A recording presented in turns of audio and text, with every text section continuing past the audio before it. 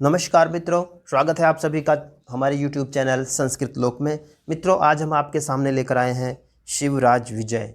शिवराज विजय संस्कृत का एक प्रमुख ग्रंथ है, एक उपन्यास है और इसको संस्कृत का प्रमुख उपन्यास माना जाता है। संस्कृत की परीक्षाओं में इससे संबंधित बहुत से प्रश्न पूछे जाते हैं।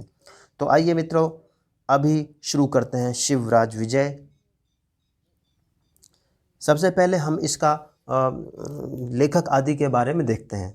तो शिवराज विजय के लेखक हैं अंबिका दत्त व्यास। इसके बारे में आपने बहुत सुना होगा। इसकी विधा अर्थात इसको लिखने की विधा क्या है, तो इसमें यह है ऐतिहासिक उपन्यास और इसको माना जाता है संस्कृत का प्रथम ऐतिहासिक उपन्यास। इसका विभाजन किस तरह से हुआ है, तो इसका विभाजन हुआ है 3 विराम और 12 निश्वासों में। 3 विराम हैं, उनके अंदर 12 निश्वास हैं। इसका प्रधान रस क्या है, तो जैसे कि आप सभी जानते हैं, क्योंकि शिवराज अर्थात शिवाजी के बारे में ये कथा है, तो इसका प्रधान रस है वीर रस। उपजीव्य ग्रंथ क्या है, अर्थात कहाँ से इसकी कथा ली गई है, तो ये इतिहास प्रसिद्ध है। और इसके नायक आप सभी जानते हैं कि वीर शिवाजी मराठा सरदार इसके नायक हैं। इसका कथानक क्या है, इसका कथानक है शिवाजी का जीवन चरित्र। शिवाजी ने अपने जीवन में जो प्रमुख कार्य किए, शिवाजी महाराज ने अपनी ज़िंदगी में जिस तरह से राज्य किया और दुश्मनों से जिस तरह से उन्होंने टक्कर ली, उसका इसमें वर्णन किया गया है। इसके और प्रमुख पात्र, शिवाजी इसके प्रमुख हैं ही, लेकिन इनके अलावा प्रमुख पात्र कौन से हैं, तो देखिए, इसके प्रमुख पात्र शिवाजी तो हैं ही, इसके अलावा गौर सिंह, श्याम सिंह, ब्रह्मचारी, गुरु, योगीराज, अफजल खान, शाइस्ता खान, रघुवीर सिंह, यवन युवक, यशवंत सिंह, औरंगजेब, रशनारी या रोशन आरा, ये इसके प्रमुख पात्र हैं। शिवराज विजय 1870 में लिखा गया था, जो काशी से सन 1901 में प्रकाशित हुआ था मित्रों। और आगे हम जाकर देखेंगे कि इसके जो लेखक हैं अंबिका दत्त व्यास हैं, उनकी मृत्यु सन 1900 में हो गई थी और उनकी मृत्यु के 1 वर्ष पश्चात ये प्रकाशित हुआ था 1901 में।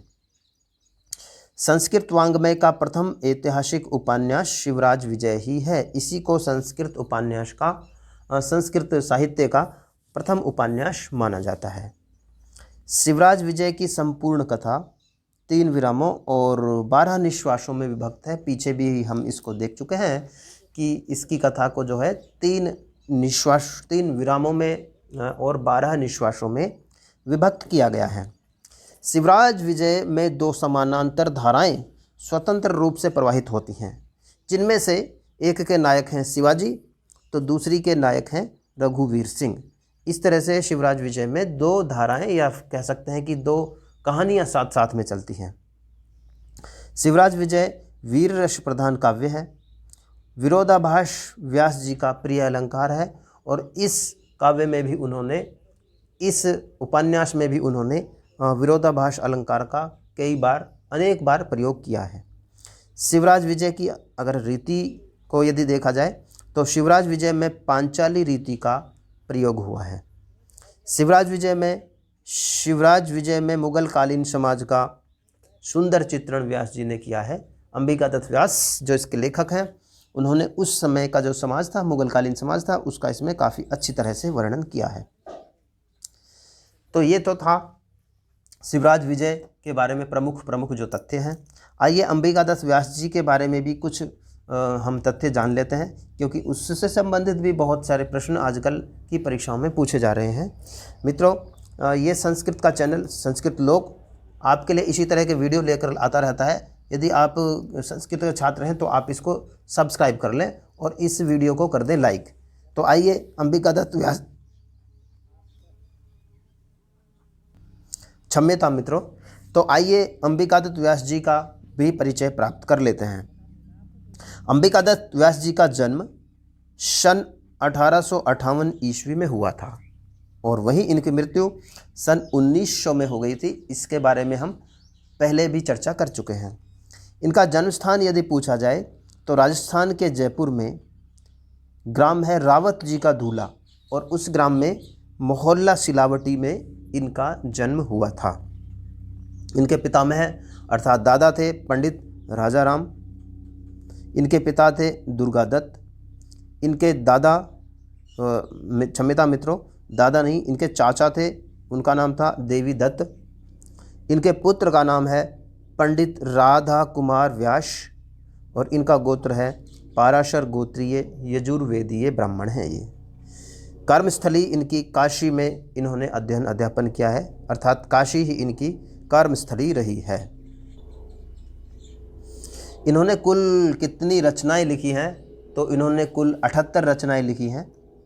संस्कृत रचनाओं के यहाँ पर नाम दिए जा रहे हैं क्योंकि इन्होंने अपनी रचनाएं संस्कृत में और साथ साथ हिंदी में भी इन्होंने लेखन कार्य किया है। तो आइए इनकी संस्कृत रचनाओं के नाम देख लेते हैं। शिवराज विजयम उपन्यास, जिसके बारे में हम यहाँ पर पढ़ ही रहे हैं, वो इनका प्रमुख है। इसके अलावा इन्होंने सामवतम नाम का एक नाटक लिखा है, जो कि इन्होंने 22 वर्ष की अवस्था में ही लिख दिया था। रत्नाष्टक और कथाकुशम इनके अन्य संस्कृत रचनाएं हैं। हिंदी रचनाओं में इनकी एक प्रमुख रचना है, वैसे तो बहुत सारी इन्होंने रचनाएं हिंदी में लिखी हैं, लेकिन उसमें से एक प्रमुख रचना है जिसका नाम है विहारी विहार, और इसके बारे में बहुत सारे प्रश्न परीक्षाओं में पूछे गए हैं। तो बिहारी विहार इनका प्रमुख एक हिंदी रचना है इनकी, जो कि कुंडलिनी छंद में लिखी गई है। और यदि पत्रिका पूछा जाए कि किस पत्रिका में इन्होंने लेखन किया है, तो बता सकते हैं कि पीयूष प्रवाह एक पत्रिका थी, और इस पत्रिका में इन्होंने संपादन का कार्य किया है। अंबिकादत्त व्यास जी को बहुत सारी उपाधियां लोगों ने दी हैं, आइए उनके बारे में एक बार देख लेते हैं। शुकवि की उपाधि इनको दी थी भारतेंदु हरिश्चंद्र ने, जो कि हिंदी के एक जाने माने कवि लेखक हुए हैं। काशी कविता वर्धनी सभा पहले आयोजित होती थी, उसमें इन्होंने अर्थात भारतेंदु हरिश्चंद्र ने शुकवि की उपाधि इनको दी थी। इसके अलावा इनको एक उपाधि मिली है घटिका शतक, जो कि ब्रह्मामृत वर्धिनी सभा ने दी है। घटिका शतक इसलिए कहा जाता है क्योंकि एक घड़ी अर्थात 24 मिनट में 100 श्लोकों की रचना कर देते थे। इसके अलावा इनको शतावधान भी कहा जाता है, क्योंकि ये 100 प्रश्नों पर अवधान इकट्ठा कर लेते थे। 100 प्रश्नों को उसी क्रम में उत्तर दे सकते थे। भारत रत्न, काशी की महासभा में इनको भारत रत्न की उपाधि दी गई थी। ये वो वाला भारत रत्न नहीं है जो आजकल भारत सरकार दे रही है, ये काशी की महासभा में इनको भारत रत्न की उपाधि मिली थी। इसके अलावा इनको अभिनव बाण या आधुनिक बाण भी कहा जाता है, क्योंकि इन्होंने बाण की ही तरह कथा की रचना की थी। भारत भूषण भी इनकी एक उपाधि है, और महाकवि भी इनको बहुत से लोग कहते हैं। इन्होंने संस्कृत का प्रथम ऐतिहासिक उपन्यास लिखा है, ये इनकी एक प्रमुख विशेषता है। बिहारी विहार में इन्होंने अपना संक्षिप्त जीवन परिचय भी लिखा है। अभी जिस ग्रंथ की हम रचना कर रहे थे हिंदी में, जो बिहारी विहार कुंडलिनी छंद में इन्होंने लिखा है, उसमें इन्होंने स्वयं अपने संक्षिप्त जीवन चरित्र को भी लिखा है। बिहार में इन्होंने संस्कृत संजीवनी समाज की स्थापना की थी। इसके अलावा इन्होंने 10 वर्ष की अवस्था में ही काव्य की रचना आरंभ कर दी थी। इन्होंने शिवराज विजय सन 1870 में लिखा, जो कि काशी में 1901 में उनकी मृत्यु के बाद ही प्रकाशित हुआ था। इसके बारे में भी मित्रों हमने पहले चर्चा की थी। तो मित्रों, इस तरह से हम यहाँ पर आपके सामने लेकर आए थे संस्कृत के उपन्यास शिवराज विजय तथा उसके लेखक अंबिकादत्त व्यास के बारे में उनका जीवन परिचय। मित्रों, यदि आपको ये वीडियो पसंद आया है तो आप इसको लाइक करें, अपने मित्रों के साथ शेयर करें, और आप इस चैनल को भी सब्सक्राइब कर लें। धन्यवाद मित्रों, जल्दी ही मिलेंगे किसी अन्य वीडियो के साथ।